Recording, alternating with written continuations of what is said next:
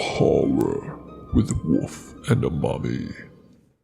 Something is happening.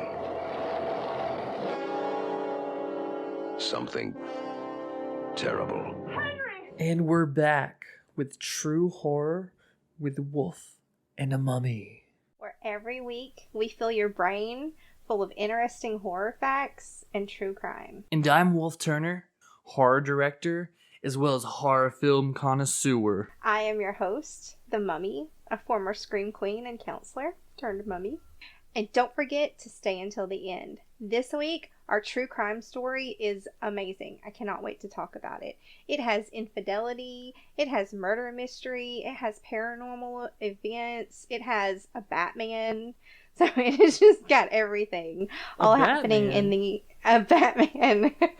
Wow. All happening in the roaring 1920s. So it is so much fun. Don't forget to stay till that. A Marvel DC universe. Yeah. Oh, the story that we're talking about today, Stephen King has written and said that it is one of his most favorite stories that he has ever written. I personally think the main villain in it sucks.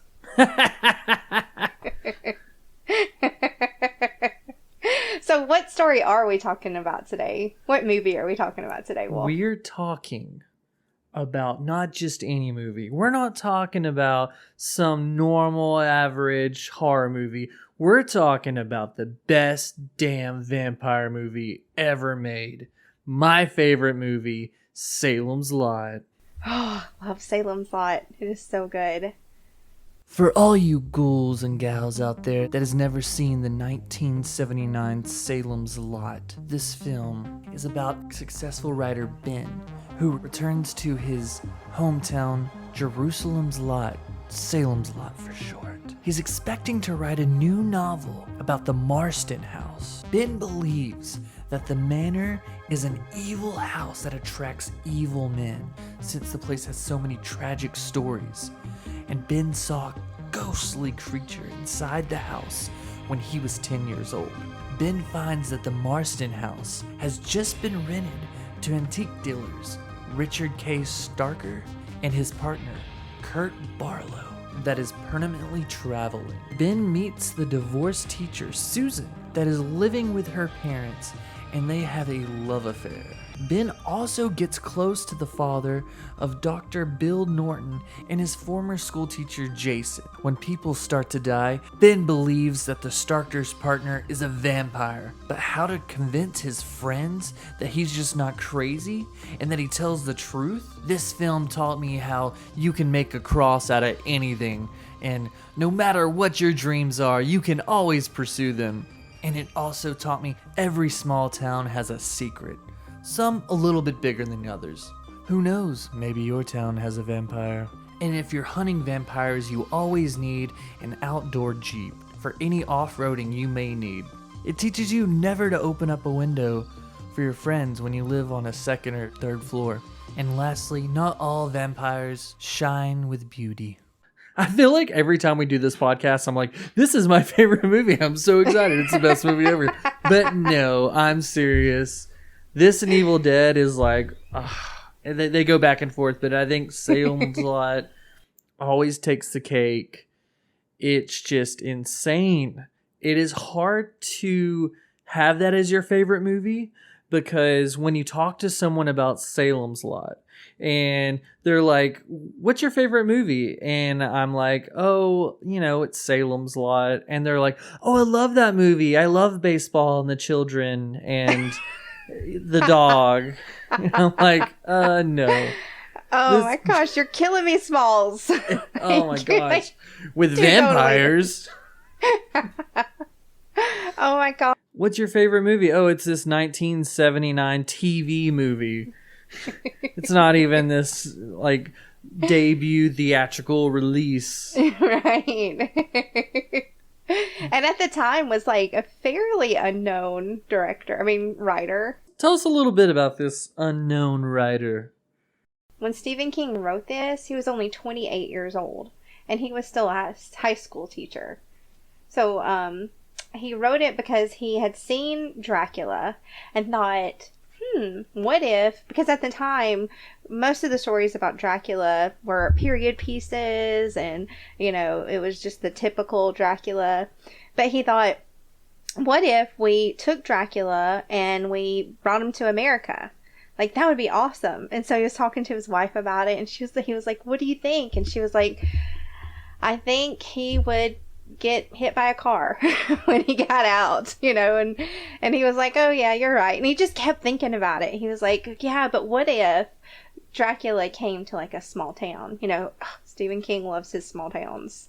And that's why he liked this book so much, because it was totally about the small town and the people in it. And that's what he really cared about. So he talks about how Salem's Lot really has not a lot to do with the vampire, but more about the vampire's meat. So it's more about the people.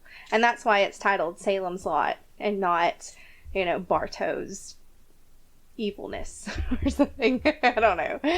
Well, growing up in a small town, I would say that was definitely a scary thing for me. I was always told as a young age that monsters were real and things like that, being messed with the adults. I read that this movie actually just inspired so many other movies like The Lost Boys, like Fright Night. Yeah, it's interesting. The two movies that we just did, Evil Dead and this one, have really inspired other movies, because I think you talked about in the last one that it was like, you've heard of other cabin movies, but this was the OG.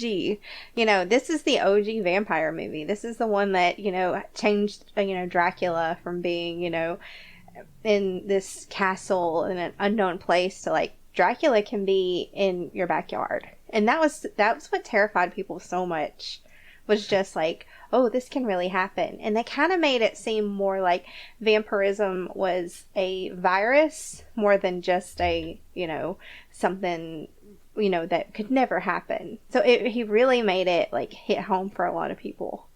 And you talk about it being him not being in a castle. I still watching this felt, being in a moderate, normal American society, we didn't have a big house. We had a 1-story house. So him living in Salem's Lot, even though it's a normal small town, I still felt like that was a mansion house. That was like the mansion on the hill, kind of like an Addams Family, Bates Motel. So what's so interesting about the house is, in the movie, it seems so scary, so ominous. And then you find out it's really just this average house that is on the hill, but they rented it out from the people that lived there. And then most of it is just, the outside is just props to make it look like this big scary house. So that's so weird. Yeah. That they built a house and laid it against another house. Yeah. So it's mainly like just like a billboard in front of a house is what it was. And I think they spent like $100,000 doing this, which back then was like huge, like a lot of money. But you got to realize how much it would have cost to do the whole entire set, which they do sometimes. True. I think they had a $4 million budget, which is like roughly $14 million now, and that's nothing for a series like they had to cut corners. It seems like a whole lot of money, but when you're thinking of like a 3-hour long, I think it was actually long. How long was the TV? 3 hours and 10 minutes. Yeah, something like that. Yeah.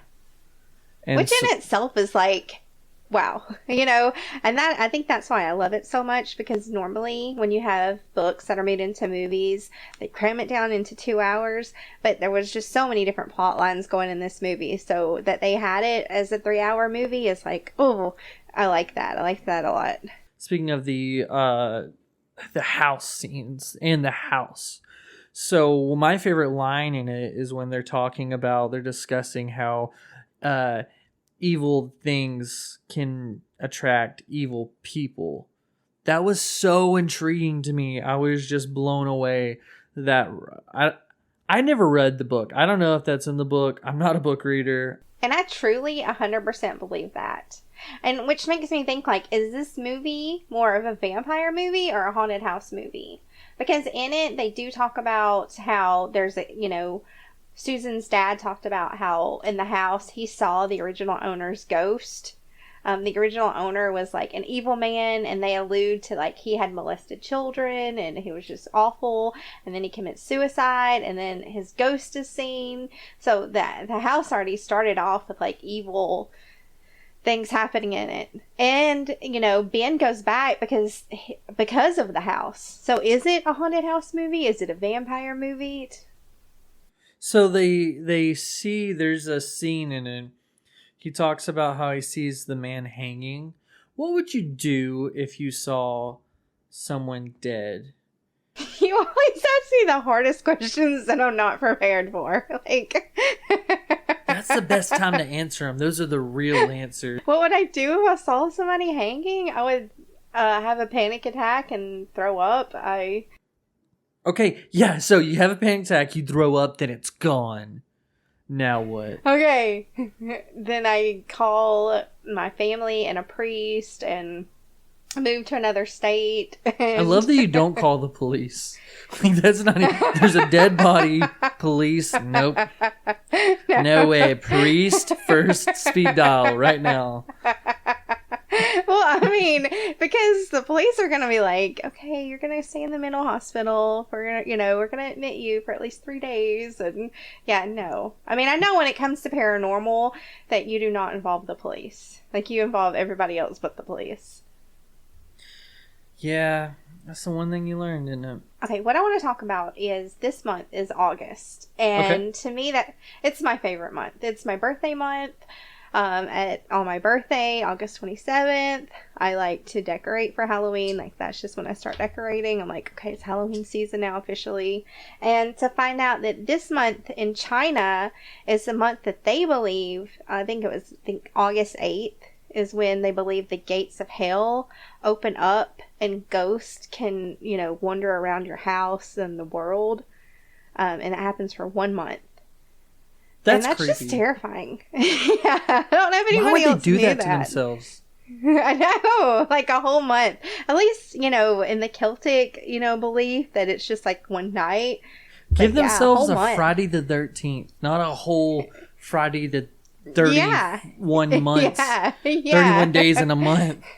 Yeah. And I think there's a lot of things you can't do, like you're not supposed to move or, so how there's a belief that things can attach themselves to people. Do you believe that? Like, that there's demons that can attach, or poltergeists that can attach themselves to you? Or do you think it's more like I hope not. they're We've talked attached about to in the previous house? podcasts that I'm scared of that shit. That I've seen the stuff that's supposed to do that to you, and Right. that freaking Shudder movie. Yeah. So where the guy's attached to her shoulders. Jesus Christ, I do not want a ghost. Like, I have enough back problems as it is. Like, I do not need a ghost on me at all times, weighing me down. I already got a few pounds going.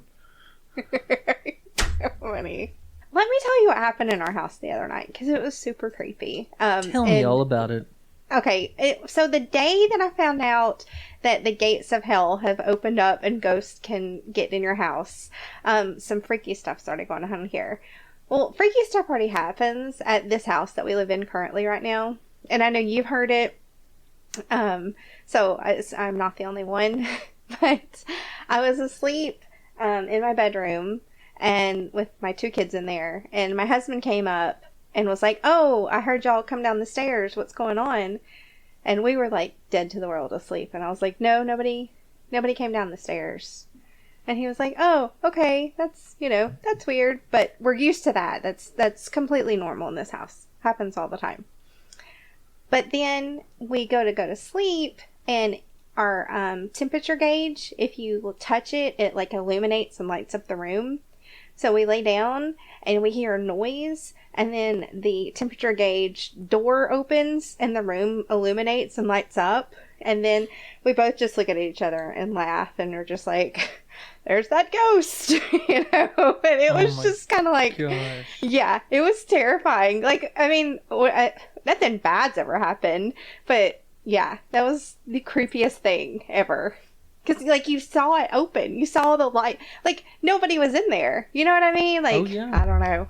I don't know how that happened. I haven't even told you about this. 2 nights ago, my ring goes off, and I look at it, and there's this thing jumping up and down, up and down, up and down. It's not an animal. I don't know what it was, but it scared the Jesus out of me. And then when I went outside and I turned on the light, it was gone, like, instantly. It's like, right when I opened the door, boom. Gone, left. I already told you, like, that freaks me out when, see, like, I'm thinking of it now, like, being recorded, and there's, like, probably, like, an orb or something behind me, you know, and I don't know it. But it's just things freaking that ghost goats, me. what I call it. Yeah. I love it. So speaking of Salem's Lot, going back to what we were saying, and, like, what it could have been called, Stephen King thought that maybe he should call this movie The Second Coming, because Ben goes back to home, like he's coming back home, and things start to happen. So he told his wife, which I love this. He, like, talks to his wife a lot about things and bounces stuff off of her. So he's like, what do you think about The Second Coming? And she was like, it sounds like a really bad porno. So I just thought that was hilarious. Like, high five, Stephen King's wife. Like, that was pretty funny. Heyo. This is a great time for people like myself that are huge Salem's Lot fans, because we didn't really get anything from Salem's Lot for so many years. And now they're making a prequel, which looks unbelievable. And the trailer just dropped a few weeks ago. And this is on TV again, right? Yes. This is going to be a television show. But then they're remaking it with James Wan, my favorite freaking director in the world, even though he produces now, but whatever. You know, that's how it goes. So we're just going to ignore the 2004 remake that TNT did with Rob Lowe. I was so excited about that one. I was like, yes, they're remaking it. This is going to be amazing. Yeah. Watched it with Dad, and we, stayed up late, went for the premiere, came on, watched it, and we were like, what is this? Yeah. Are you serious? We waited. It was garbage. And for such such a fan who waited for so long. Yeah. And what sucks is, like, in 2004, you didn't have, where you could, like, DVR it or, record it or anything. Like, you legitimately had to make sure, like, at, like, 8 o'clock, you were in front of the TV. You didn't have anything else scheduled. Well, and, you're right. And, like, this is, like, for months. Like, this was planned, Yeah. You hear about it, and you're like, oh, my God, premieres. And you hear it every time, like, in 3 weeks, in 2 weeks, in 1 week. And you just get so excited. And then it's just, like, this awful ride that you've been sitting and waiting for 5 hours. Yeah. It's sad. But, And, like, didn't they make Barlow completely different? Like, he was not the horror vampire that we've come to love and know. Like, he was, more classic and I'm going to say classy. Yes, honestly. Yeah. I had no interest in watching it ever again after that. And I was 14 years old. And I don't remember. That was, a long time ago. So 16 years ago. I'm going to say that, but... Your age is showing. No, I'm just kidding. Well, it was 16 years ago. So... Oh my gosh, let's not even go there. Yeah, we won't go there. So, let's go backwards then. And so Salem's Lot. There was a Salem's Lot 2. Did you ever watch it? I did not. Do you want to hear something it was bad. Funny about that? Yes. The first time I ever watched Salem's Lot was at our grandmother's at this table where we all used to eat salt. I know that sounds really weird, and, like, I don't know if other children did this, but, like, it took so long for our food to come in that sometimes we would get bored and we would sprinkle a little salt on our hands and lick it. We'd all take turns doing that. Jessica and Josh and Sarah and Caroline and Andrew and everybody. So it's like, I feel like it's one of those things where your family does weird things and then you don't realize it's weird till you talk to other people and they're like, that's really weird. Yeah. So, oh my gosh. It's kind of weird. But with that said, I did not know there was a Salem's Lot 2. And I'd watched it. It wasn't in the movie store. I basically knew every movie that was at our movie store. Every horror film, watched it in order. Every night we would go and get one. That wasn't there. Didn't know it existed. It wasn't like internet back then. I was very young at the time. And I was so excited when I saw it come on TV. It's weird that it wasn't at the movie store because it had a theatrical release. Yeah. Unlike Salem's Lot, which is another weird thing because they don't ever do it that way. It's always the opposite. It's like they never do a TV movie and then the sequel's it might be a theatrical release and then the second one's a TV movie. Yeah. And then when they released Salem's Lot, so they released it in other countries and shortened it. And one of the titles for it is Phantasm 2. Which is ridiculous. There had to have been some kind of weird like transition. No Phantasm 1? Like, yeah. I don't get that. Sorry, I did not mean to interrupt your story. No, I guess they watched that and then they were like, okay. They watched Phantasm and they were like, okay, let's do the sequel. This is the sequel we've been waiting for. Yeah. But you saw them, you were at grandmother's. I was there. I watched it. So excited. Sat there. I think I was by myself that day. I don't know where y'all are frolicking around the yards. And I was so disappointed in it. And I love bad movies, but this was just nothing like the first one. I was excited about the adventure with Ben and what shenanigans they're going to get into. And he's like following, the vampires. And it was completely different storyline. It was like a different movie. So they're not in Guatemala. They're not. It's not even Ben, right? It's still the town, and now they're like a vampire community, right? So weird. So when you first told me about this, I was like, oh, well, tell me about it because I've never seen it. Tell me a little bit about it. And I like when you said a vampire community and politics and stuff, like that made me think of True Blood. And you're like, no, it's nothing like True Blood. Mm-hmm. No, there was no Bill. There was no Suki. There was no Eric.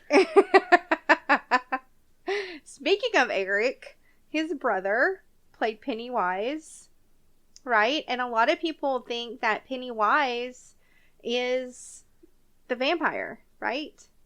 Like Could be. There's some people, because, he likes to cross over his characters, and Pennywise, there was a couple of scenes where he was like vampiric and there was blood on people, and so people are like, maybe, the two are connected, but people, and he likes to connect the two.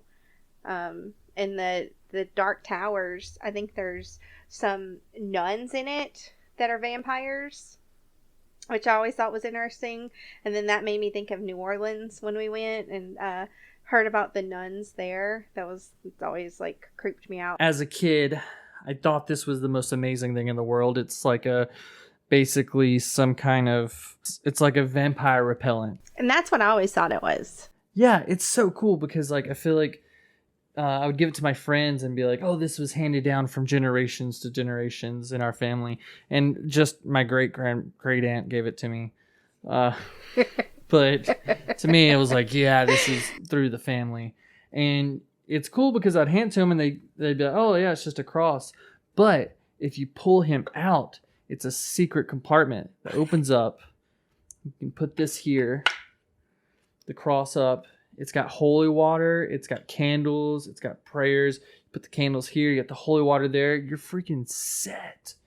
Any freaking vampires come through, They're done. So I was at church, and at our church we have these crosses that you can stake into the ground. And I grabbed one to bring home, and then I was holding it on my way home, and I was like, why have people never used this in vampire movies? Because it's literally a stake with a cross on it. So when they're driving the stake into the heart, why don't they have it in the shape of a cross? I'm keeping that. I mean, I'm going to keep that also to put in my yard, but also, like, if we need it, I'm not gonna lie, I keep salt on hand. I'm gonna keep this cross on hand, just to get it's, in the world today, you never know. I mean, yeah, absolutely. It reminds me of the scene in Salem's Lot when the kids, the boy's friend is outside the window and he's floating, scratching at it, and he grabs the cross. When you're talking about the little boy that turned into the vampire, if you were the brother that was in the hospital and I came and I'm scratching on your window, are you gonna let me in?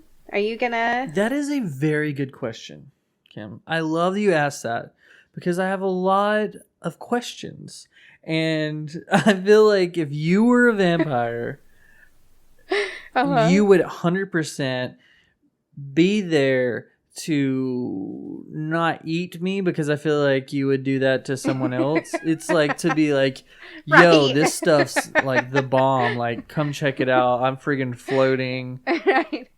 You know what I mean? Like, I don't think you would be there to to kill me. You're there to like turn me in a Right. good way. Yeah. So you would immediately let me in. Absolutely not. Absolutely not. Okay. No. We're gonna sit there for a while. I'll be like, how long can you float? What's the thing with that? Do you have a limit? Like, can you only do it for 30 seconds? Can you sit there for a while? So there's gonna be a ton of questions. Like, you're gonna have like a pro and con list. Like, okay, this is it, and I'm gonna be like, cons. Yes. I'm gonna yeah. I'm gonna be like, okay, so first off, I know that you can't come in here, right? And you're like, well, I would already came in. Yeah. And you're like, okay, good. So we're settled here. You can't come in. What hurts? I think that would be the first thing. Does it hurt when you turn? Does it hurt? Are you hungry? Do you want to eat other stuff? Do you have to poop or pee? Like, what's that situation? I can't even. Oh I don't even know if that would deter me or not, but I would still want to know the answer, even though like it doesn't affect my... Yeah. Like, are you constantly cold? Do you want a blanket all the time? Yeah. Like... And I like the cold, so I'd be down for that. I'd be like, okay, right. I like the cold. And I think I would deal well with being a vampire because I like staying up late. I can't go out in the sun anyway. I mean, I get burnt. Like, I walked from the doctor's office to my car yesterday and I got sunburnt. Oh my gosh. I'm not even lying. I know. So, yeah, I think I could deal with it because I feel like I kind of, I'm redheaded. People already say I'm soulless. I mean, gosh. So so those are some cons. I mean, some pros. Those are some pros. But my con, I think I would be like, well, our friends seem to think that I'm a little bit of a pain in the neck.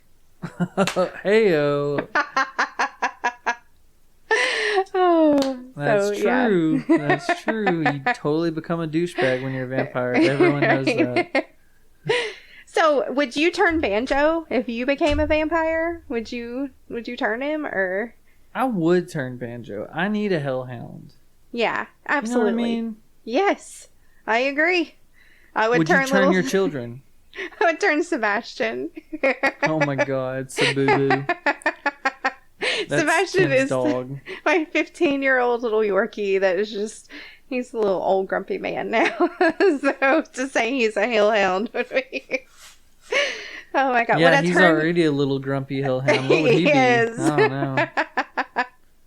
Would I turn my kids? You asked the hardest questions that I am not prepared for.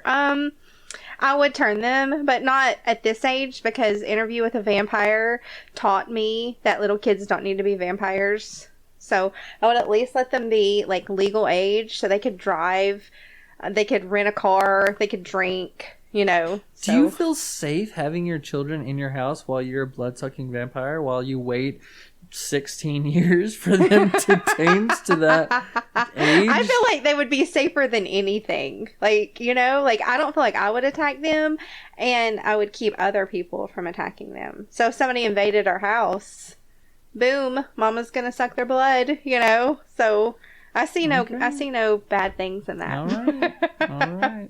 There's so many varieties of vampires, you know. You got some that like they just have to drink blood. Like there's no like, you know what I mean? There's no Lost Boys situation where you can go to dinner with them.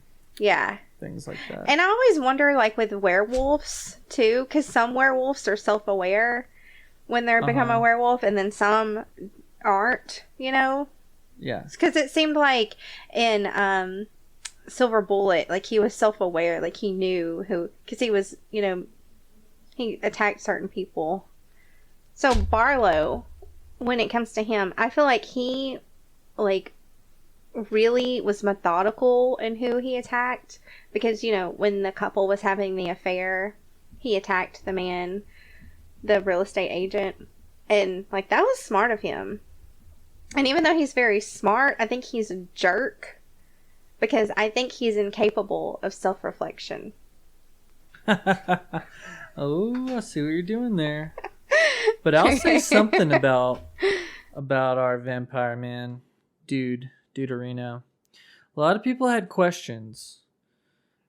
And I did too, and I had to look it up.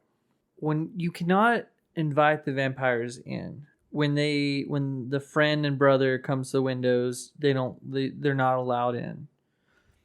But Barlow comes to the house and kills the parents, and he was not asked to come in. He just came in alone. Everyone was like, why is that?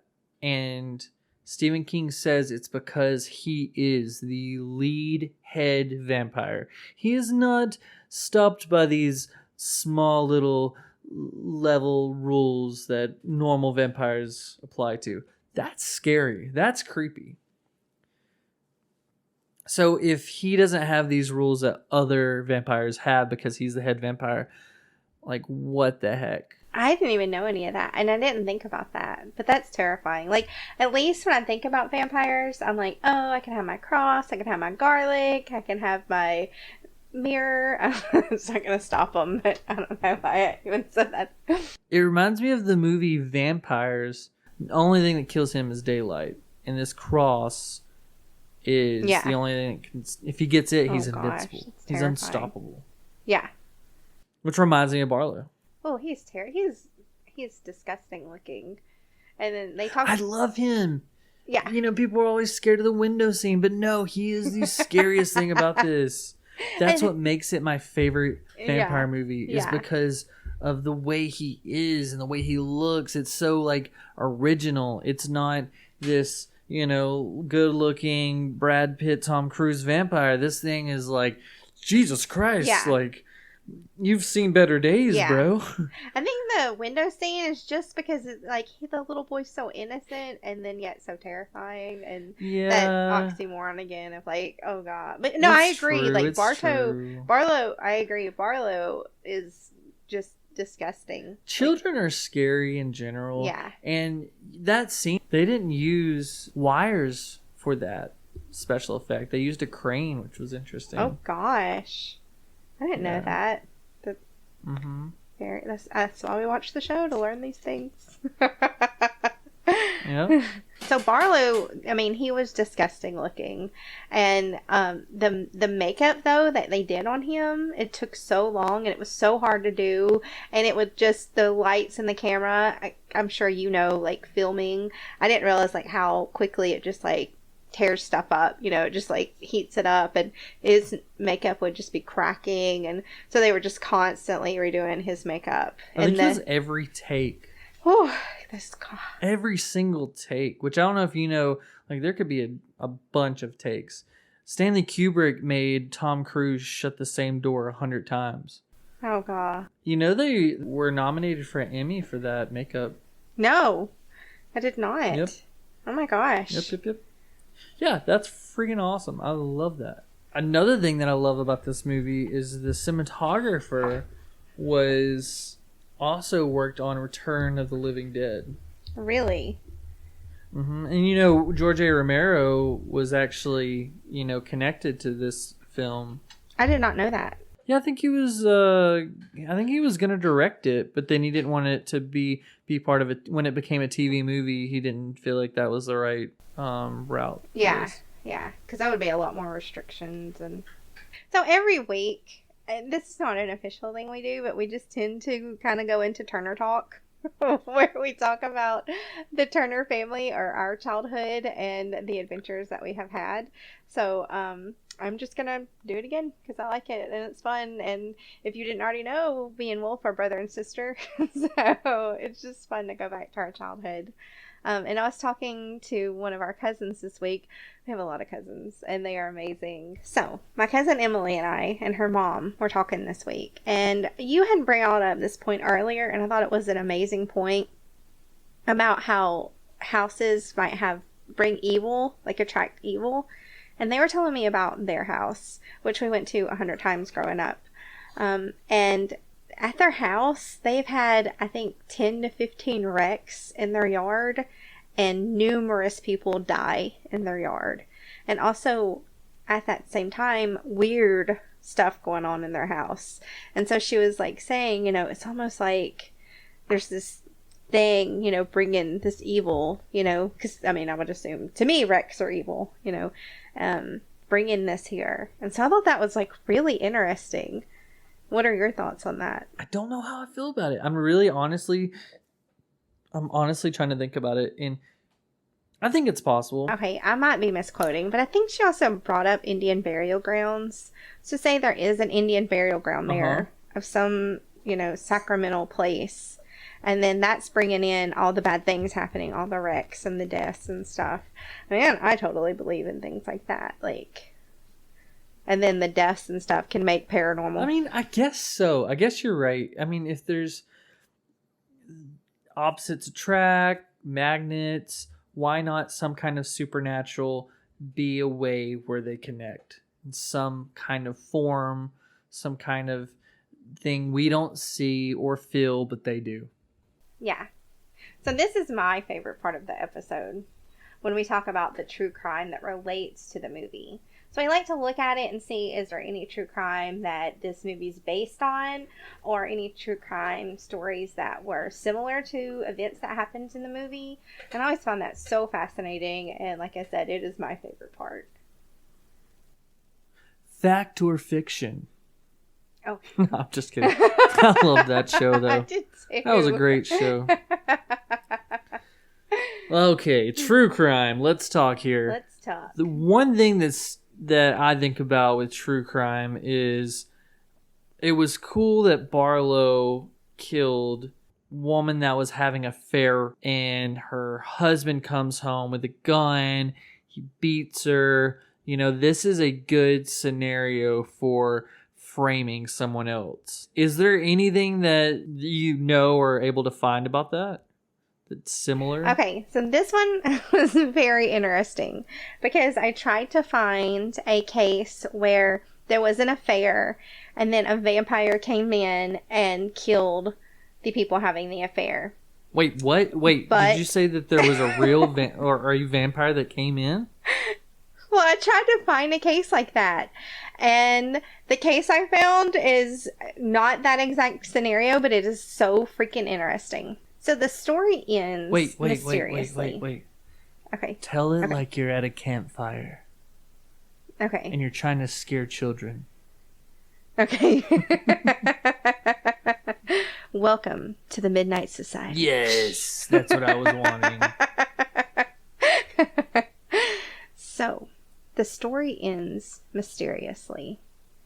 It ends with a man dead, a lady locked in a closet with the key downstairs, and an intruder that no one can find.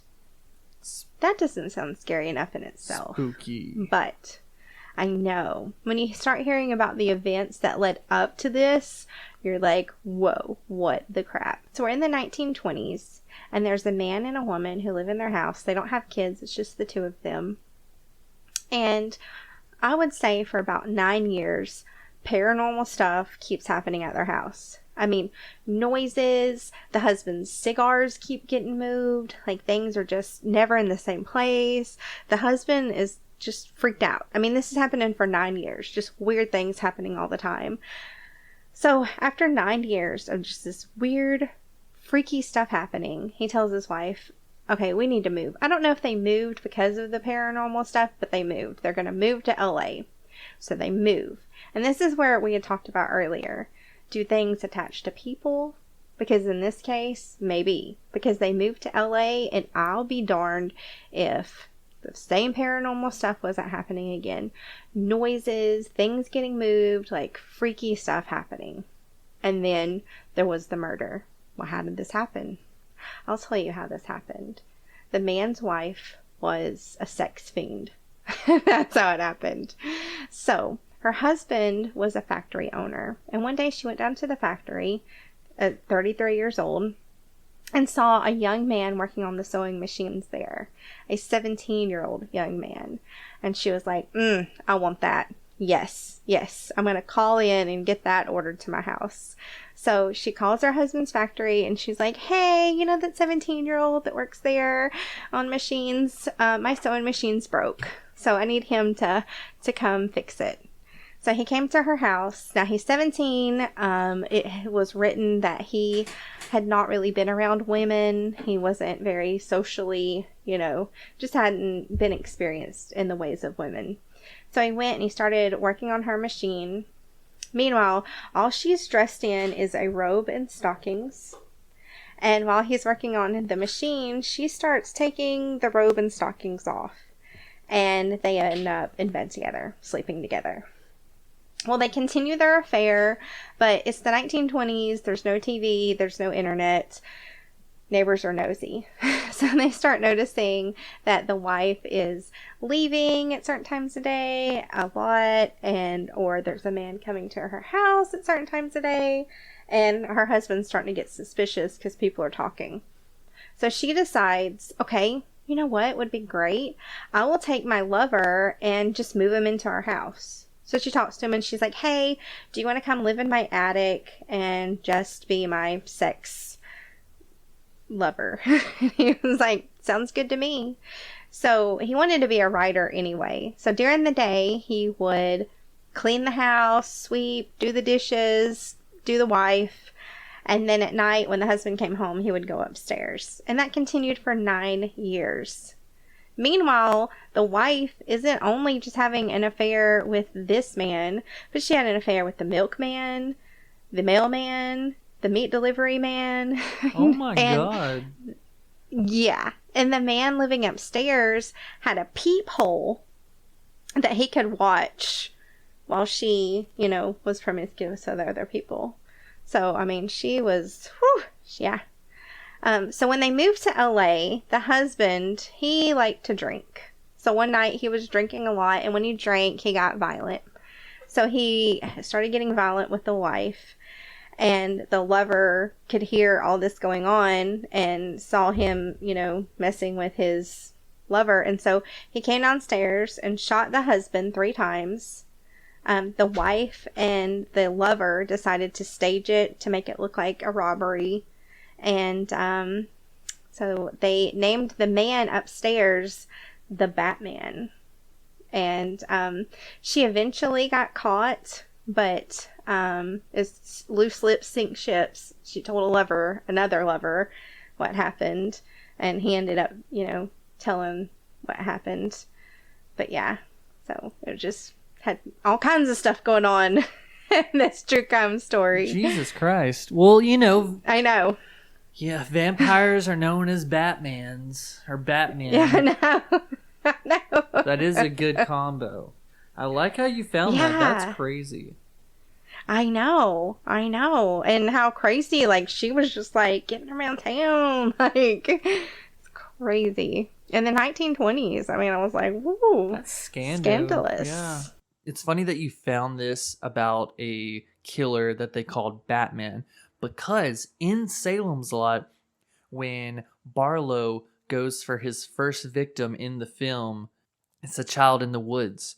And when it reveals him, it looks just like Batman to me. I always thought that watching it. I was like, oh, wow, like that is such a Batman figure. It's really funny how they decided to go at it without revealing what he looks like. And it's kind of cheesy, but to me, it's kind of nostalgic to me. Well, I've got one last question for you, Kim. Okay. So nervous.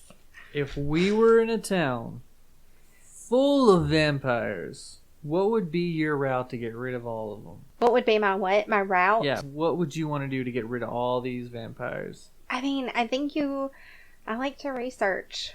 So, I mean, I would want to find out, is there a head vampire that we need to kill that's going to kill all the others? So when you say research, you're wanting us to, like, go undercover. Yeah. That's going to get us killed, possibly. Well, then we would get people that would research for us. Oh, we'd sacrifice our friends.